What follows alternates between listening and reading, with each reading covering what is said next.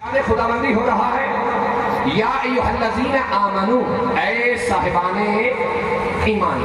پہلے مجھے ترجمہ کرنا ہے اور پھر چند گزارشات۔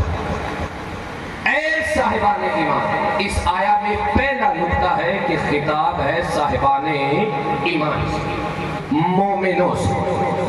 آگے قو انفسکم و اہلیکم نارا، اے ایمان والو خود کو بھی اور گھر والوں کو بھی جہنم کی آگ سے بچاؤ۔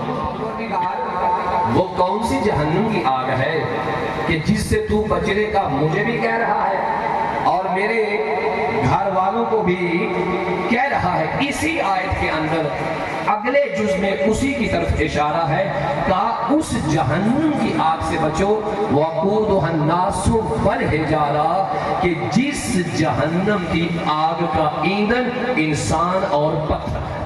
اور یہ جہنم کی وہ آگ ہے کہ جس کا ایندھن انسان اور پتھر ہے۔ اس جہنم کی آگ کے اوپر اللہ نے سخت مزاج فرشتوں کو مسلط کیا ہوا۔ فرشتے ہیں نا، اللہ جو ان کو حکم دے گا نا، یہ اس حکم میں نافرمانی نہیں کریں گے۔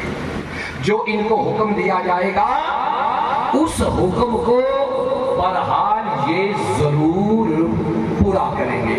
یہ میں آپ تمام مجمع والوں سے ایک سوال پوچھتا ہوں اور آپ کی ذمہ تمام، آپ نے اپنے بچوں کو اسکول کی اچھی تعلیم دی، آپ نے اسے نوکری لگوایا، آپ نے کسی کو ڈاکٹر بنایا، آپ نے کسی کو انجینئر بنایا، آپ نے کسی کو پروفیسر بنایا، آپ نے کسی بچے کو ماسٹر بنایا، اپنے بچوں کو اعلیٰ تعلیم دی۔ میں آپ تمام لوگوں سے سوال پوچھنا چاہتا ہوں کہ جب آپ نے اپنے بچوں کو اعلیٰ تعلیم دی ہے، ڈاکٹر بنایا ہے، پروفیسر بنایا ہے، انجینئر بنایا ہے، لیکچرار بنایا ہے، اسے پی ایچ ڈی کروائی ہے، اسے دنیا کی اعلیٰ تعلیم دلوائی ہے، میرا سوال ہے اس پورے مجمع سے کہ جب دنیا کی تم نے اتنی تعلیم دلوائی ہے، بتا تیرا بیٹا دین میں پرائمری پاس ہے؟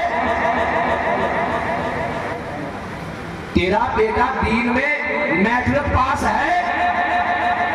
تیری بچی دین میں مڈل پاس ہے؟ یہ ظلم ہوگا عزیزان گرامی کہ اگر آپ نے اپنے بچوں کو دنیا تو دی ہے اور آخرت نہیں دی ہے۔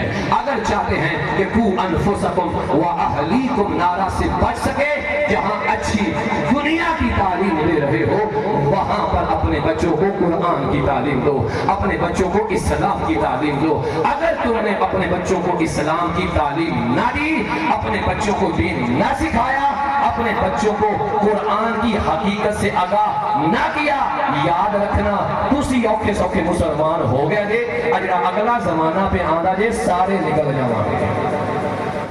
اپنے بچوں کو تعلیم دیں، اپنے بچوں کو کم از کم اسلامی نقطہ نظر سے کوئی اسلام کی ایک کتاب پڑھاؤ، کوئی اسلام کی 2 کتابیں پڑھاؤ۔